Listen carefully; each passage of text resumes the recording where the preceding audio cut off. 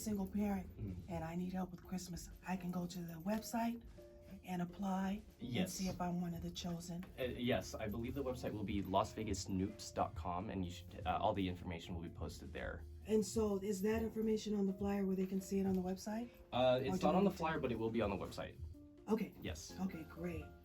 So now I want to get into family members who advocate for other family members who have mental health diagnoses and the challenges of that.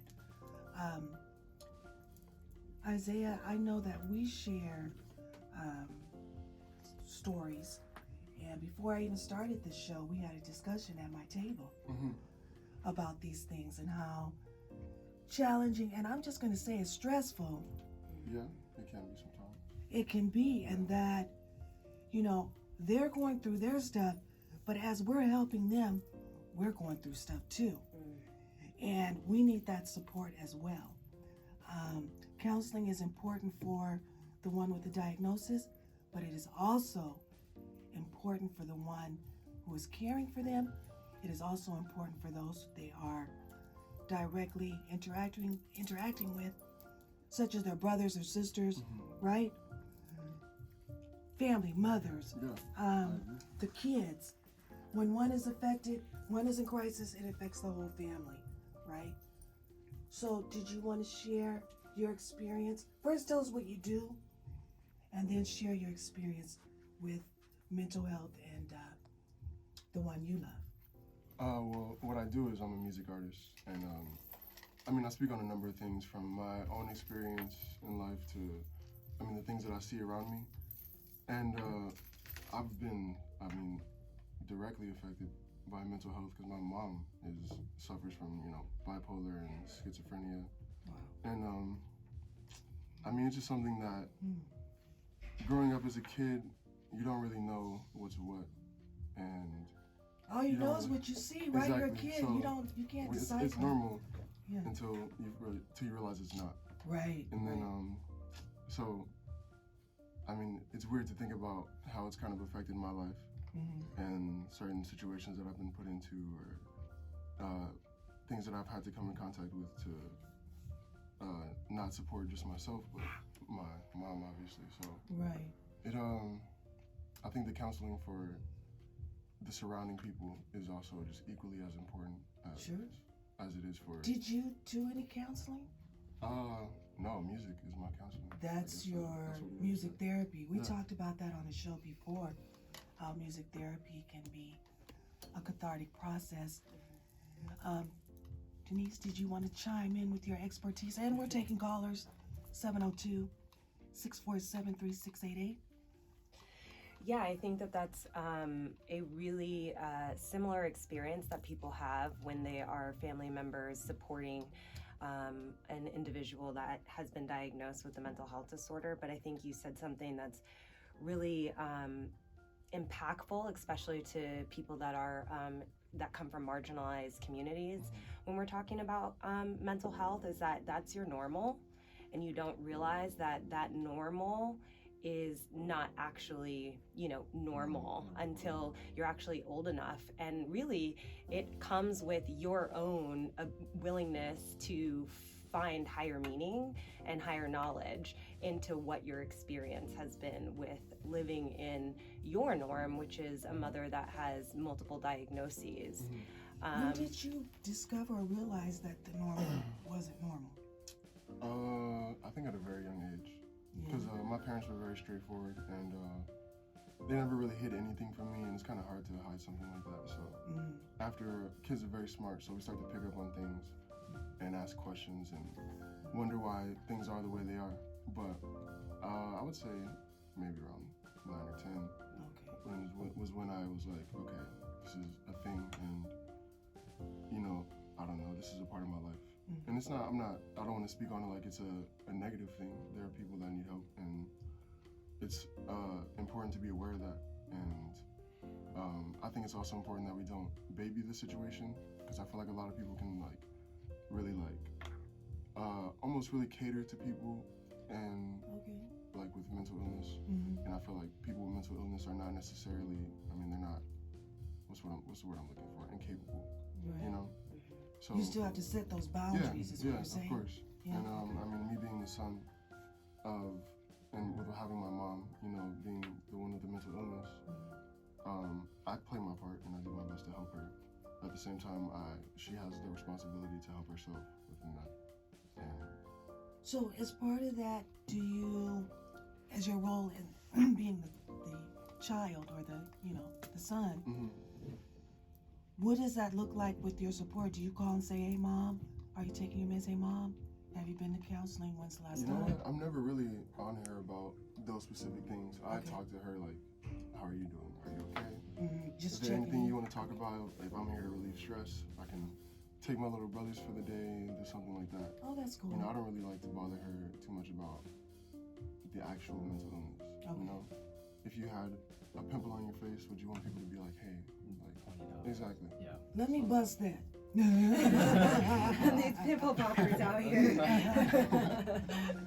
But Very I mean, that's true. not what I'm here for. I'm here to just be the support, the moral support, and any stress or that she's feeling, if I can help alleviate it some sort of way, then my job is done. Man, this topic is so important because we just had Thanksgiving. We're coming into another holiday, and just dealing with your own family without a diagnosis is a bit much. So, my heart reaches out, and I just want to make sure that we brought this discussion to the table. Can I say something? You sure can. So one thing I wanted to say is that, so the way that therapists diagnose is that there are severity levels of every diagnosis. And so it's really important when we're talking about the family dynamic and the family unit, because like you said, when one family member's in crisis, the entire family is dealing with the repercussions of that crisis. Right. And so oftentimes what is similar, and what I would encourage family members to do, is to not be resistant to getting checked to see if you are actually acutely being diagnosed, could qualify with an acute diagnosis of something due to supporting someone with a more severe diagnosis. And so when I say that, what I mean is that, let me just take something like anxiety or depression. We see this often, anxiety, a huge one, with family members that are supporting people with other diagnoses that are more severe. Sometimes they can be diagnosed during their family members, like let's say bipolar episode. During that time of something like mania, a family member could be experiencing acute anxiety. Right. And so when we say acute, we mean it could be situational, right? And it's for a shorter period of time. And it could be that the situation itself is specifically leading to the symptoms of anxiety, and without this situation, you would not have these symptoms of anxiety. Gotcha. So that, I think that's a key component, because oftentimes we just think of support like, yes, you're going through your own stuff, but in reality, being a supportive person can actually lead to you having your own acute diagnosis as well. And that can need just as much or as little treatment as the person that you're supporting, right? Because if you're then also a support system that is also needing their own support with anxiety, Right. it becomes a 360 really like support that you need in order to support that one family member. Right. So, like, I noticed for myself, I went after Thanksgiving. I went to my stylist, and I went to and I'm gonna plug it shamelessly, A Studio. Tony did my hair, and I swear, when she just washed my hair, like so much tension just, I swear to God, just came out of my head. Yes. Like the massaging she did, I just immediately decompressed and felt so much better. And sometimes it's those little things that can help, but then oftentimes it's the professional help that's needed. And we're so afraid. I was talking to someone this morning, and they said right away, well, not mental And I'm like, well, mental just means your brain. Am I right or wrong? Right. So it's not, if you're talking about mental illness, or if we're just saying mental, that's just the brain. Yeah. And so you can have wellness, you can have illness, you can have a variation. Like you said, it's a spectrum, right? Mm-hmm. And it's sometimes it is and sometimes it's not. Mm-hmm. You know, and everything doesn't require medication, Mm-hmm. but some things do. And we have to know what it is we need to do to take care of ourselves and our bodies. Is that correct? Absolutely. And I'd say as far as family members, specifically in the Black community, so what I hear from Black women often, which just speaks to our experience, but is like, I don't have time. You know, Right. like I don't have time But to there's be also, I'm depressed. sorry to cut you off. Yeah. Yeah, I told you that. Don't bring me up. So, you know, it's like you don't have time to be stressed, especially when Right. like kids were younger. Yeah. You know, but it's the expectation of a Black woman that we have to carry and Let's do so talk much. about it. Yeah, that pisses me off. No, sometimes I'm weak. Right. Sometimes I don't feel like doing it. Yeah. And that was the important reason why I named the show It's Where I Am. Because I'm not perfect all the time. And don't expect me to be. And I know I'm not. Right. Right. So, okay, carry on. It's so interesting that you brought up that point about the acute diagnosis of a supporting, I guess, family member, friend, whatever. Because I mean, myself, I never thought about it, but I mean, as a kid, high school, I went through severe anxiety. And I never understood where it came from or like why Why it was happening. Yeah, or why it was happening or why I was the way I was, but I mean, that makes so much sense. But having to go through these certain situations of high stress and mania, like, that makes a lot of sense. And a lot of people don't know that, because I just learned that today myself. So it's good that, it's good to know, I guess, why, like, you are the way you are and where it comes from, because that's how you can, like, begin with the unraveling of just all the trauma and stress that... Well, the phrase "knowledge is power" is real. Oh, for sure. It's so real because people, what we need to really focus on is becoming more knowledgeable about ourselves. Right. Because the more you can understand, because what happens is that you were that kid that experienced high anxiety, right? And didn't know because you just thought that that was the normal life, right? Your home experience is the norm, right? But then you become an adult that has triggers and doesn't know why they're being triggered. They just know the familiar response of anxiousness, right? But they don't know why they're being triggered. They don't know where it stems from. They don't know that, you know, a sound of the dishes reminds them of mom being manic and constantly cleaning dishes from 2 o'clock in the morning till 6 o'clock in the morning. Like, they're not gonna make those connections. So the more that you can become aware of the trickle effect, really the trickle down effect of one person's mental health diagnosis in the family and how it actually touches every single person, the more powerful you are as an individual, really. The more power you have over your mind. And then also I liked when like Isaiah and I were talking about our relatabilities, right? In terms of mental health.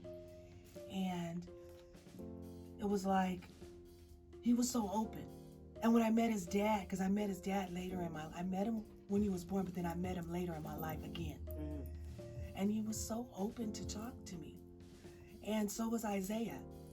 And so that's the thing, it's like he mentioned earlier, they kept the conversation going. So they knew how to better understand and deal with the family member, Yeah, right? for sure. I think a lot of people try and run from it or hide from it, and they feel either ashamed or embarrassed, and I feel like it's something that you should, you know, knowledge is power. So speaking on it and having a conversation will only help. And then it's just like kindergarten, right? Like you have to have the conversation starting young, but it's like kindergarten. You don't learn the same thing in kindergarten as you do in the 12th grade. But it's an elevation, it's a graduation, a matriculation up to that knowledge, right? So I think starting to have those conversations about someone having that mental illness that may be, if we were to have a scale of 1 to 10, that was a 9. we might want to start the conversation early, right? Denise, real quick, I have a question for you. Do you have any advice for the supportive roles in the family who are being diagnosed with these acute symptoms, or whatever the diagnosis is? Yeah. Do you have any advice? Obviously, again, knowledge is power, and you speak on that very heavily. So, can you just provide whatever knowledge you have on the supportive role and how they should, go about things in the family? Yeah. So, Zandra hit on the first really important one: is keep the communication lines open. Don't feel guilty if the person with the more severe mental health disorder is going through things and you're also going through things. The communication of, hey, I'm not okay either, like this is heavy for me too, needs to always be open, because I feel like when the second that stops or has an interruption, we are all living in silos within a family, right? So you're in a family living in silos, and then things cannot evolve in the way that they naturally need to evolve to help that one person, right? Or multiple people. So that's like a huge one, communication. But also I always tell support that there are resources out there for you. But you have to communicate that you need help finding them, right? So in my office, I will always have a plethora of resources that you can just kind of come and go pick up. But I understand, as a supportive person, you don't really always know where to start with resources, or even how to sift through what would best meet your needs, right? And so there are support groups out there that you can just start attending, and I feel like that's kind of your best way to start navigating resources that best apply. Because I'm not gonna lie, in my personal experience with my personal community, Black folks, they get one bad experience or one resource that isn't exactly what they need, and they are done. They're done. Right. Like the trust is lost. They will not get it back, but I have to, caution people. And I always say, therapy, resource finding, navigating this system of mental health, it's like dating. Like, you got to be willing to put yourself out there again and again and again and again until you find the resources that you need. And just know that resources change with where you're at. So, if this is a day where, like Zandra was saying, like, I'm not here for it, I'm not with it, like, I don't feel like being this mom support role of like strong, I'm weak today, right?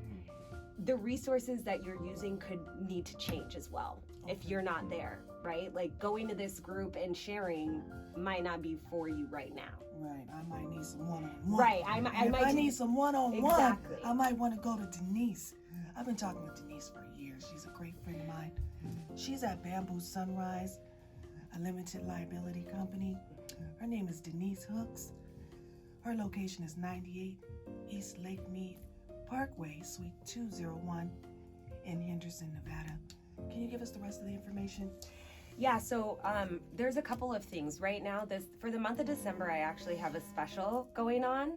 And so right now I'm giving 3 sessions away for $150. So if you use the holiday code Healthy Holiday, and just call me to schedule an appointment, tell them that code, then you can get 3 sessions for $150. How many people? Up to how many people? I can, whatever your needs are. So I'll do individual, I'll do family. I don't do couples, but I do. I want an individual, I want a group. Right. however you want to spread those out. So we're going to put all of that information on the website. It'll be up later today, but we'll get it on the website. Isaiah, I want to turn over to you. I think you had something special for today to show some of your talents from, your experiences or whatever it is you have to say. I know it comes from a place of growth, and I appreciate you, and I'd like for you to spit a few words for us. Is that the right terminology? Yeah, I have a little verse prepared for y'all. Is this going right here? It is going. I don't know where it's going. You gonna sit over here. That's only for callers. Go ahead, It's baby. all good. I'm used to it, right? Yo, living out my bag, I left my sweater in Miami. All in hopes of passion and trying to win me a Grammy. I stay away from slackers that act like they understand me. Noble fragile happiness dapper throughout the canyon. I am but a passenger traffic throughout this hell ride. A talent for vernacular failure before I felt that. Even had a passion for rap and I had to tell myself that I was worthy of purpose and nothing else. Why? Because loving yourself is the hardest thing. When all your life your people been telling you were strange. And once I hit the grams, I was nothing else but the same. I started drinking Henny to help me deal with the pain. And the saddest part of it all, if I had kept my focus, I could have made it and ball. But I was busy trapping and acting like I was God, when really I was trapped by the fact that I had a mom who needed so much help it was selfish to not involve. My efforts in this house that had represented the Lord. At least that's what I thought, but the actions that I had seen, to me, I represented a prison of 17. My mind did nothing else but descended upon a dream. And when I couldn't take it, I make it up with a scream. Yes. Wow. Thank you. And you know what, Malik? I'd like for you to put your information on my site too, so that people for can sure. hear Easily. some of the body of work that you have. Because you've been doing this for I've been doing quite this some for time. a while. Yeah. A couple years. Seriously, I would say about 2 years. Okay. Yeah. Nice. Yeah, I went to a concert of yours out here in Las Vegas. It was awesome. So, again, Robert, I'd like for you to remind folks what they can do for the Shop with a Kappa that's coming up, what, in 2 weeks? 2 weeks. Yep, Saturday, December 14th. Just to tie in Shop with a Kappa, or SWAC as I like to call it, to the mental health topic that we're on. Several studies, as I'm sure Denise has looked over, show that mental health is linked to stress and depression. And I'm sure a lot of people experience stress and depression throughout the holidays, especially those who are in the lower socioeconomic classes. Financial stress. Financial stress, yes. So with Shop with a Kappa, this event helps families alleviate a lot of the stresses that that tailor themselves along with the holidays. Recently, we had our Gobble for Good event where we helped feed over 100 families. Thank you to 3 Square and the Pearson Community Center for helping us out. But we were able to, again, feed over 100 families this holiday season for Thanksgiving. And upcoming with Shop with a Kappa, our aim is to get 150 kids sponsored this year. But essentially, again, this holiday season will be much easier with the help of Shop with a Kappa. Awesome. I will definitely be there to support. Awesome. Thank you. Denise, you want to close out and tell us more about Bamboo Sunrise and how folks can reach you? Yeah, so Bamboo Sunrise is a foster care agency, but we also have therapists there that do individual, family, group, pretty much meeting all of your needs. We also have med management services, because I think people sometimes need coupling of med management and therapy, so that is also something that we offer. Our location is 98 East Lake Mead Parkway, building number 201. And if you would like to schedule an appointment with me over the holidays, right now we've got a special going on, which is 3 sessions for $150.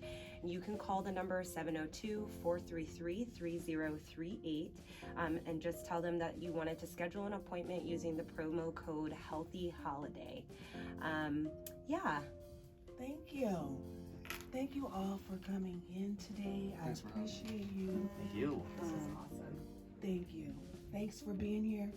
I want to say, please don't forget to go to the website, itswhereiam.com. If there are any licensed professionals who would like to get in touch with me to be on the show, please feel free to email me at Zandra at itswhereiam.com, and we can talk and discuss and see if you would be a good candidate to talk to the community about the things that you do. So, anyhow, it's where I am. Thank you all for being here. We'll see you next you. Thank you for having Wednesday. us. I want to come back. Yeah, No, not same. next Wednesday. I'm sorry, it's the first Wednesday of the month.